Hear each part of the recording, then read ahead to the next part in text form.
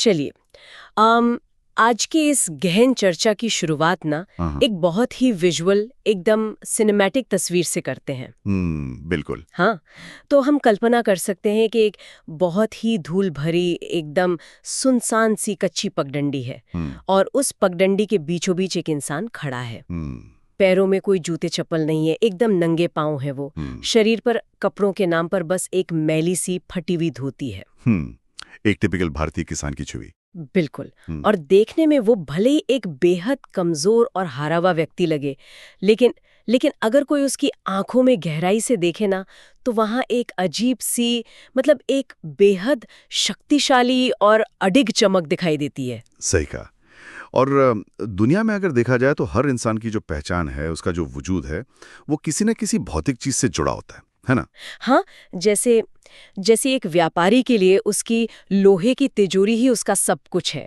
एकदम। या किसी बड़े अफसर के लिए उसकी कुर्सी, उसका पद ही उसका गुरूर होता है। लेकिन जब हम इस किसान की बात करते हैं, तो वो जो जमीन जोतता है, वो उसके लिए महज कोई इन्वेस्टमेंट या प्रॉपर्टी का टुकड़ा नहीं है। बिल्कुल नहीं। वो मुनाफे का साधन तो है ही नहीं उसके लिए। हाँ, और यहीं से हमारी आज की इस चर्चा का सबसे गहरा मनोवैज्ञानिक पहलू शुरू होता है। उस किसान के लिए वो जमीन महज मिट्टी नहीं है, वो उसकी माँ है। हाँ।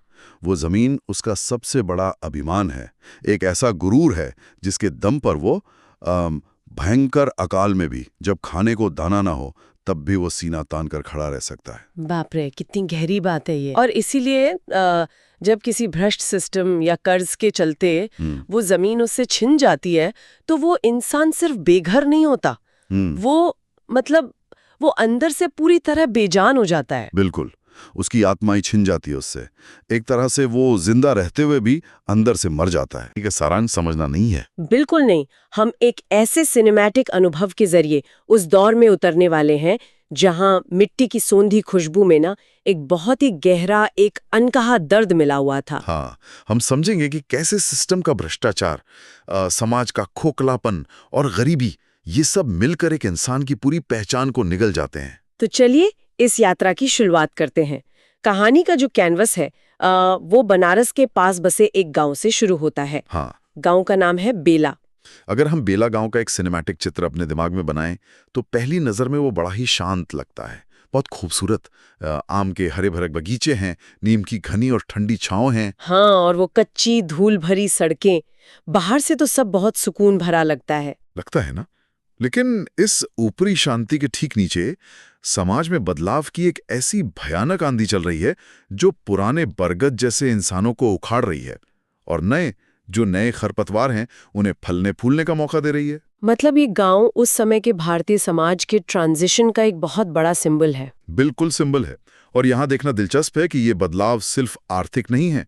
सत्ता, जमीन और पैसा इंसान का नाम और उसका बिहेवियर तक बदल देते हैं। हाँ, प्रेमचंद ने इसके कमाल के उदाहरण दिए हैं। जैसे गांव में एक सीधा साधा आदमी हुआ करता था, मंगरू। अरे हाँ, मंगरू। हाँ, लेकिन जैसे ही उसने पुलिस की वर्दी पहनी, वो साधारण मंगरू अचानक मंगल सिंह बन गया। और ये सिर्फ नाम का बदलाव नहीं था, अब उसकी मूछें फड़कती हैं, चाल में एक अकड़ा गई है। हाँ, और अगर गांव का कोई पुराना व्यक्ति उसे गलती से मंगरू कह दे, तो उसकी आंखें लाल हो जाती हैं। मतलब वर्दी ने उसे एक नया अहंकार दे दिया है। और सत्ता के इस खेल का दूसरा उदाहरण तो और भी सटीक है। गांव का एक अहीर, जो कल तक सिर्फ लाठी लेकर भैंसे चराता था। अच्छा। हाँ, उसकी कोई हैसियत नहीं थी, लेकिन उसने सिस्टम को समझ लिया। उसने थानेदार की चापलूसी शुरू कर दी, उसकी सेवा की, और इसी चापलूसी के दम पर आज वो गांव का मुखिया कालिकादीन बन बैठा है। बाप रे, मतलब पूरा आवरण ही बदल गया उसका। माथे पर बड़ा सा तिलक, चमकता हुआ कुर्ता और दिन रात बस धर्म कर्म की बातें। बिल्कुल। अगर बड़े परिदृश्य में देखें तो ये सत्ता का वो क्रूर खेल है जहां पैसा और पद इंसान के अतीत को धो देते हैं। समाज अब अच्छाई को नहीं, सिर्फ ताकत को पूछता है। ये तो सत्ता का वो नया रूप है जो भ्रष्टाचार से पनप रहा था। लेकिन इसी बेला गांव में एक ऐसा इंसान भी है जो कभी अपनी मेहनत के दम पर सत्ता का केंद्र था। हरिश्चंद्र कुर्मी, जिसे लोग प्यार से याब हरखू कहते हैं। हाँ, हरखू। अगर 20 साल पहले का दृश्य हम देखें तो हरखू गांव का बेताज बादशाह था। उसके दरवाजे पर तो गुड़ का कारखाना चलता था ना? बिल्कुल। उस कारखाने की चिमनी से निकलता काला धुआं पूरे इलाके में उसकी ताकत का ऐलान करता था। देश विदेश के व्यापारी आते थे, एकदम हाथियों जैसा ठाठ था। लेकिन फिर एक बदलाव आया जिसने सब तबाह कर दिया। वो थी विदेशी चमकदार शक्कर। हाँ, वो शक्कर लोगों को इतनी पसंद आई कि हरकू के देसी गुड़ का कारोबार रातों रात ढह गया। ये बहुत ही दर्दनाक पतन था। मतलब एक एक करके कारखाने की ईंटें बिक गईं, जमीनें बिक गईं। जो कभी रईस हरिश्चंद्र था, वो अब सिकुड़कर 70 साल का कमजोर बूढ़ा हरखू बन गया। और आज वो सिर पर खाद ढोने को मजबूर है। उसके पास सिर्फ 5 बीघे जमीन बची है, लेकिन सबसे ध्यान खींचने वाली बात यह है कि उसकी आत्मा की रीढ़ आज भी एकदम सीधी है। हाँ, पंचायत में आज भी जब वो अपनी बेबाक आवाज उठाता है ना, तो मंगल सिंह और कालिका दीन जैसे नए रईसों की बोलती बंद हो जाती है। क्योंकि जो नैतिक बल हरखू के पास है, वो इन नए रईसों के पास नहीं है। बिल्कुल सही। ये सुनकर मुझे आज की ग्लोबलाइजेशन की याद आ रही है, एक एनोलॉजी की तरह। अच्छा, कैसे? पर बल नहीं गया। वो जो 5 बीघे जमीन है, वो आज भी उसकी सल्तनत है। बिल्कुल सही तुलना है आपकी। लेकिन यहाँ एक त्रासदी भी है। यही जो स्वाभिमान है, यही कहानी को एक दर्दनाक मोड़ पर ले जाता है। वो कैसे?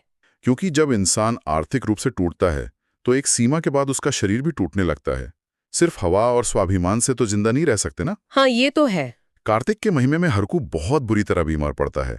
जो इंसान कभी कुनैन जैसी अंग्रेजी दवाओं को अमीरों के चोचले मानता था, आज वो मौत को अपने सिरहाने खड़ा महसूस कर रहा है। और यहीं पर कहानी एक बेहद सिनेमैटिक कंट्रास्ट पेश करती है। बाहर गांव में होली का दिन है, ढोल बज रहे हैं, रंग उड़ रहे हैं, एकदम उत्सव का माहौल है। हाँ, और अंदर उस अंधेरी कोठरी में हरखू मौत से लड़ रहा है। उसका बेटा गिरधारी जड़ी बूटियां ला रहा है, लेकिन मौत का इलाज कहाँ है उसमें? हरखू कांपती आवाज में मंगल सिंह और कालिका दीन से मिन्नतें करता है कि उसे कुनैन ला दें। और वो दोनों नए रईस क्या करते हैं? वो सिर्फ अपनी खोखली सलाह देकर चले जाते हैं। कोई जेब से पैसा निकालकर दवा नहीं लाता। बाप रे, ये तो समाज की बहुत ही खौफनाक सच्चाई है। नई दुनिया में बिना पैसों के सांसें भी उधार नहीं मिलती। एकदम, इंसानियत मर चुकी है। अंततः उसी होली की दोपहर में हरखू दम तोड़ देता है। बाहर गुलाल उड़ रहा है और अंदर एक युग का अंत हो जाता है। हरखू की मौत तो बहुत बड़ी ट्रेजेडी है। लेकिन इसके बाद जो होता है वो और भी भयंकर है। गिरधारी, जो उसका भोला बेटा है, वो एक ऐसी भूल कर बैठता है जो पूरी बर्बादी ले आती है। हाँ, वो मृत्यु भोज वाली बात। बिल्कुल। झूठी शान और परंपराओं के दबाव में गिरधारी अपने पिता के अंतिम संस्कार में घर का सारा अनाज, सारी जमा पूंजी लुटा देता है। और विडंबना देखिए, जैसे ही चिता की आग ठंडी होती है, कालिका दीन और मंगल सिंह उस 5 बीघे जमीन पर गिद्धों की तरह मंडराने लगते हैं। उन्हें गिरधारी के दुख से कोई मतलब नहीं है। यहीं से तो सिस्टम की असली क्रूरता सामने आती है ना। जमींदार लाला ओंकार नाथ का दरबार सजता है। वो दृश्य बहुत ही चुभने वाला है। जमींदार मसनद के सहारे बैठा है, पान खा रहा है, और वहां एक गरीब किसान की जमीन की बोली लग रही है जैसे मवेशियों का बाजार हो। हाँ, और जब गिरधारी लाचारी जताते हुए कहता है कि वो 100 रुपए का नजराना, जो कि एक रिश्वत है, वो नहीं दे सकता, तो जमींदार क्या तर्क देता है? जमींदार अपनी मजबूरी का नकाब पहन लेता है। वो कहता है कि उसे भी तो ऊपर तहसीलदार और डिप्टी कलेक्टर को रिश्वत देनी पड़ती है। मतलब वो खुद को सिस्टम का मारा हुआ बताता है। लेकिन मैं यहाँ एक सवाल उठाना चाह रही थी। क्या गिरधारी की तबाही में सिर्फ वो जमींदार जिम्मेदार था, या समाज का वो दबाव भी था जिसने उसे हैसियत से बढ़कर मृत्यु भोज करने पर मजबूर किया? ये बहुत ही शानदार सवाल है। देखिए, परंपराओं का दबाव तो कड़वी सच्चाई है ही, लेकिन अगर हम बिगर पिक्चर देखें तो साफ होता है कि पूरा सिस्टम ऊपर से नीचे तक सड़ा हुआ है। बिल्कुल। जमींदार जो रिश्वत ऊपर दे रहा है, उसे वो चंदा या नजराना कहता है। भाषा का खेल देखिए। और इस सब का बोझ किस पर गिरता है?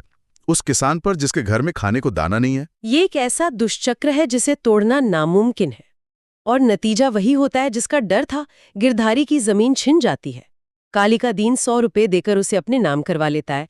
कागज पर तो जमीन कालिका दीन पे हो गई, लेकिन किसी कागज पर जमीन छिनने और असल जिंदगी में उसे खोने के मनोवैज्ञानिक दर्द में बहुत फर्क होता है। बहुत ज्यादा।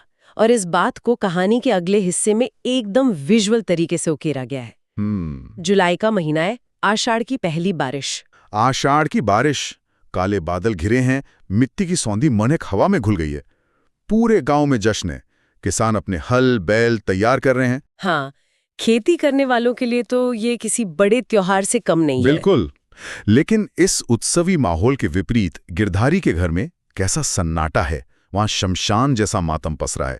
प्रकृति जश्न मना रही है, पर एक किसान अंदर से मर रहा है। और यहीं एक ऐसा सीन आता है जो रोंगटे खड़े कर दे। बादलों की गरज सुनकर गिरधारी अपनी बरसों पुरानी आदत के कारण अपना टूटा हल उठाता है और बेतहाशा बड़े रज्जू के पास भागता है। हाँ, वो कहता है, जल्दी फाल ठीक कर दो, खेत जोतने जाना है। ये जो पल है ना, ये भ्रम और वास्तविकता का बहुत भयानक टकराव है। उसका दिमाग मानने को तैयार ही नहीं है कि उसके पास खेत नहीं है। और रज्जू कोई मजाक नहीं उड़ाता। वो सिर्फ एक खामोश, गहरी करुणा और दया भरी नजर से गिरधारी को देखता है। और वो खामोशी गिरधारी के सीने में तीर की तरह चुभ जाती है। हाँ, उस दया भरी नजर से उसका भ्रम टूटता है। उसे एहसास होता है कि वो हल लेकर कहाँ जा रहा है। वो तो भूमिहीन हो चुका है। उस पल उसे समझ आता है कि वो एक जिंदा इंसान नहीं, महज एक जिंदा लाश है। ये एहसास मौत से कम नहीं है। एक किसान के पास खेत नहीं तो उसकी कोई पहचान नहीं। और ये दर्द यहीं खत्म नहीं होता। एक और हृदय विदारक घटना घटती है, बैलों की विदाई। तुलसी बनिया कर्ज वसूली के लिए जेल की धमकी देता है और उस मजबूरी में गिरधारी को अपने 2 बैल, जो हीरा मोती जैसी जोड़ी थी, उन्हें मंगल सिंह को सिर्फ 60 रुपए में बेचना पड़ता है। वो विदाई का दृश्य इतना मार्मिक है ना, गिरधारी बैलों के गले लगकर फूट फूट कर रोता है।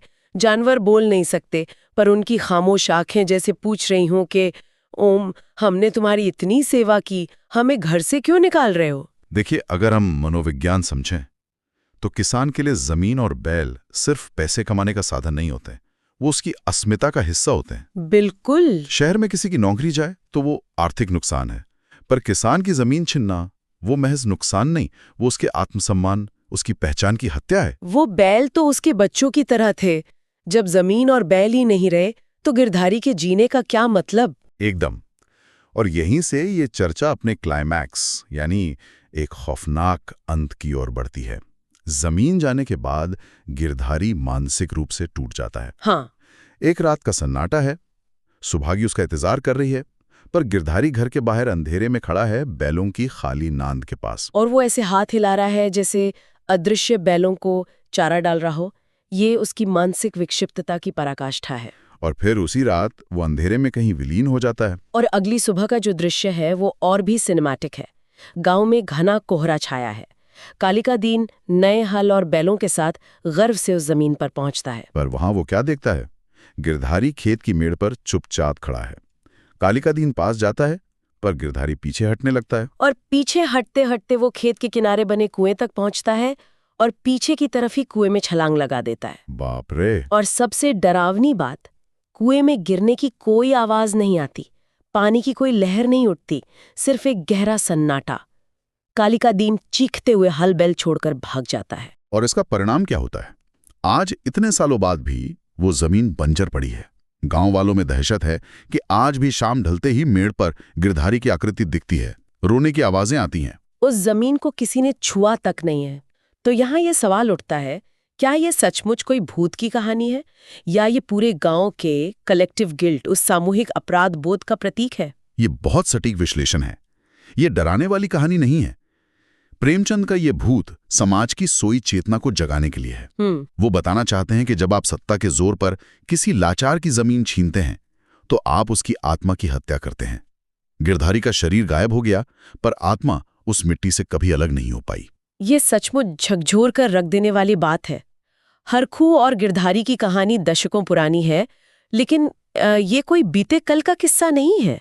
ये आज भी हमारे देश के किसानों की सच्चाई है। बिल्कुल। जो विकास की आंधी और कर्ज तले दबकर अपना सब बलिदान कर देते हैं। अन्नदाता का सम्मान सिर्फ नारा नहीं, हमारी जिम्मेदारी होनी चाहिए। एकदम सही।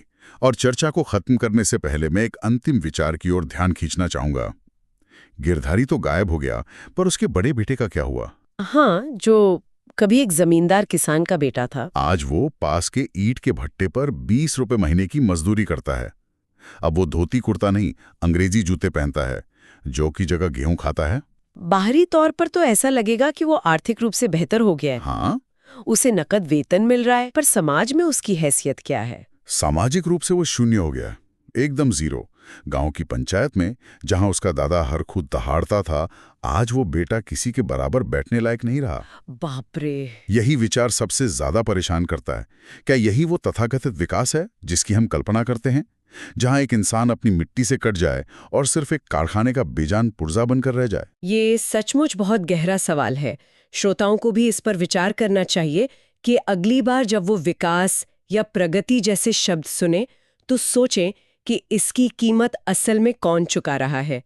और अंत में चलिए वापस उसी दृश्य पर लौटते हैं। वो धूल भरी पगडंडी। हाँ, वो पगडंडी, वो फटे हुए कपड़े और एक किसान की आंखों की वो अडिग चमक। जब कोई भ्रष्ट व्यवस्था उस किसान से उसकी जमीन छीनती है तो वो सिर्फ अपना घर नहीं खोता, वो अपनी आंखों की वो चमक खो देता है जो असल में उसे एक इंसान बनाती है।